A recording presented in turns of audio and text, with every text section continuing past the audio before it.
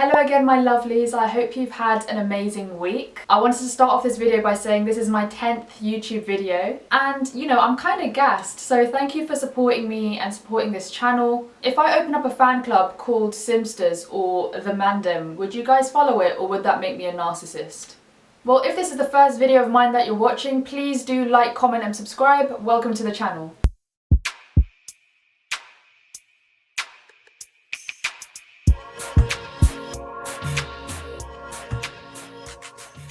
We are doing part 2 of my commercial awareness collaboration with LawMiracle today.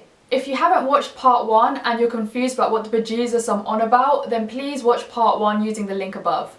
In part 1 of the video, I talked about common questions you can ask yourself when analysing articles and certain structures you can use, like the SWOT analysis. So, in part 2 today, I'll be introducing you to a new structure called PESTLE. As this video is in collaboration with LawMiracle, they've kindly provided me with today's article. And whilst you're at it, definitely check out LawMiracle on Instagram, LinkedIn and their website. The link to all their socials is in the description below. For those of you who have seen part 1, you know the drill already. I want you now to pause this video, click on the link below which will take you to the article, read the article and then come back to this video. I promise you it's not a long read. I'm going to assume now that you've read the article. So what is today's article about? The headline states that August has been the busiest month for the housing market in over 10 years. Let's talk about first impressions when discussing the headline of this article. Did the headline surprise you just as much as it surprised me? Like the housing market really just said lockdown who? Pandemic what? I don't know her. So straight away you should be thinking of why and how this has happened.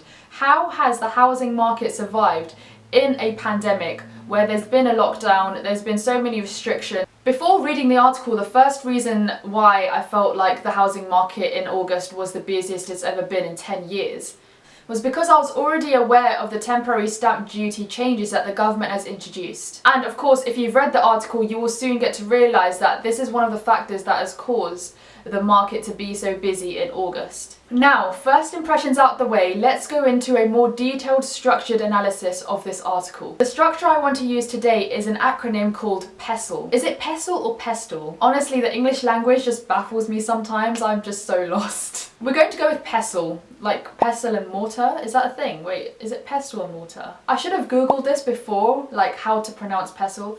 You know what, we move regardless. We're going with PESTLE, and if I'm wrong then, you know, that's not the first time I've been wrong ever in my life, and we will move forward accordingly. Enough dilly-dallying. PESTLE stands for political, economic, social, technological, legal and environmental. I don't know how I remembered all of that in the top of my head, but that's acronyms for you. Let's apply this structure to the article at hand. So firstly, the political side of this story. Well, as I've mentioned before, the government scheme definitely played a part in the housing market being very busy in August. This scheme that's been introduced means that buyers don't have to pay stamp duty for the first £500,000 of their purchase of their home. This means savings of up to £15,000. This begs the question, however, why is the housing market the busiest it's been in 10 years? It can't be this scheme alone that's caused this. So what I would do is actually look at other schemes that have been introduced by the government to promote the economy, promote the housing market, and see whether they also played a part as well. If you've watched part 1 of this collaboration, this is exactly what I mean by linking an article to other stories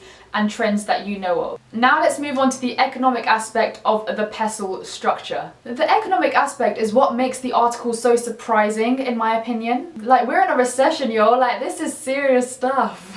And what this article actually does is provide a really good comparison point between this current recession that we're in and the financial crisis that we had in 2008. You may even be asked in an interview or in an application, what makes this recession that we're in different to the previous financial crisis? So this article, along with many other news stories you may have heard in other practice areas as well, will be great in preparing for this answer. So why is there such a difference between the housing market in 2008 and currently in the recession that we're in right now? The article mentions that mortgage rates have been competitive due to good liquidity and low interest rates, therefore making it ideal for buyers to borrow money for their mortgage. Make sure you understand what the certain terms that I've mentioned mean here. So things like liquidity, I said it right this time, interest rates, even things like mortgage. I would explain them here, but they'll probably send me to sleep, and as you may or may not have clocked, I have a YouTube video to record, so... The next element of the PESTLE structure is the social element. The article provides a lot of social cultural reasons for why the housing market has been so popular. The article mentions that in London alone there is 69% more increase in properties entering the market than in the previous year. And a reason for this is further mentioned in that people are now realising the benefits of working from home, and even employers are seeing that this is a possibility. It's therefore revolutionised the way we do work in the UK. I personally believe from a legal aspect that remote working is definitely one of the most influential revolutionary ways in which lawyers will do their work in the current times right now. And it's now really interesting to see that not only has remote working have an effect on law firms and the way the lawyers do their work, it's also had an effect on the housing market itself. And indeed, that means that real estate lawyers, especially in London particularly, will be very busy with this increase in properties coming to market. So, do you see how I've linked this current trend of the increasing popularity of remote working to the current issue at hand with this article and the housing market being the busiest it's ever been in a decade? This is what I was referring to in part 1 of my video, where if you have any kind of linking stories, definitely include that when analysing your articles. Now let's move on to the technological aspects. So this kind of relates to my previous point about linking the current article to other trends that you've noticed. I'm going to continue talking about this popularity of working virtually here, as I think it definitely has a part to play, not only in the technological aspect of this structural analysis that we're doing, but with the housing market as well. Therefore, it's no surprise that in this climate, software and tools like DocuSign and Zoom have become increasingly popular. In the legal world, for example, in this pandemic, video conferencing software has been used in court cases. Technology must have had a part to play in helping lawyers, especially those in the real estate sector, continue their work and adapt to this increasing popularity within the housing market right now. The increasing use of such software that I've mentioned, as well as the use of artificial intelligence software that is so prevalent in the legal technology sphere right now, must have definitely helped real estate lawyers from the start of the process through to exchange and completion. For those of you who do not know, I've used some significant terms in real estate here: exchange, completion, and post-completion. What I want you to do now is actually research these terms on your own, as they are significant terms to be used in the real estate process. For those of you who've done the LPC, you will definitely know what I'm on about here. Therefore, this links on to another tip that I have. Whilst reading articles that are based on particular practice areas, make sure you understand the process behind what is actually involved. So with this current article, it's obviously an article about the housing market and therefore the real estate and property law sector.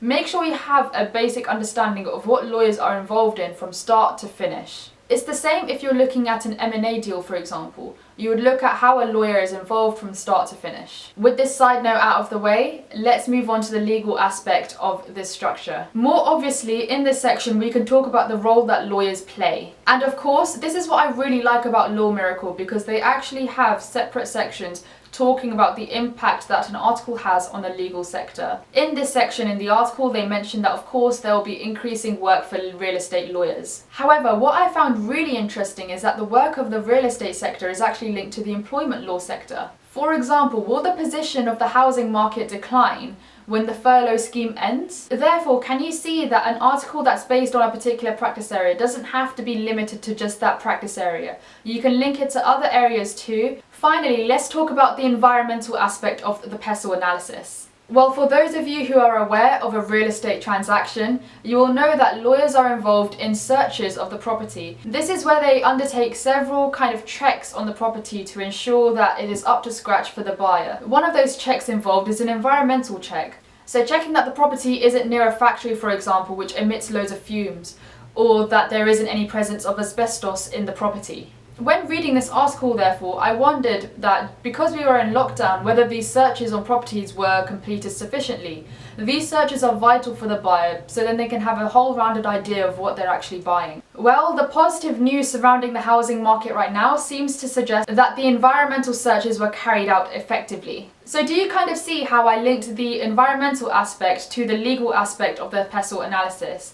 I linked to the fact that environment plays as much of a part in buying a property. Similarly, we can also see environment play a part when thinking about the technological aspect of the PESTLE analysis. As things like signing leases and executing contracts become more virtual, the use of excessive paper is decreasing as a result. And this is a big positive. As a real estate paralegal, I saw a lot of paper being used up for things like first drafts or signing pages, or just trying to get papers sent to your client by post. So I do think the pandemic has definitely aided in pushing for a more paperless form of working. If you watched part 1 of my video, you will note that one of the ways in which I display interest in an article is by linking it to my personal experience. Can you see that I've just done that again now? So I linked this article to my experiences as a real estate paralegal. Don't be afraid to link any aspect of the PESTLE analysis to something in your personal life. It could be your work experience, legal or non-legal. It could be something you've been involved in, whether it be like a volunteering opportunity, some pro bono. The world is your oyster here. And this is what I do to really display that I have genuine interest in the article and that I'm using the article and then applying it to the world around me. So well done for reaching the end of this video. Thank you so much for watching part 2 of this commercial awareness collaboration series with LawMiracle. A massive thank you to LawMiracle for the amazing collaboration. It's been so great working with you on this. See you all in the next video.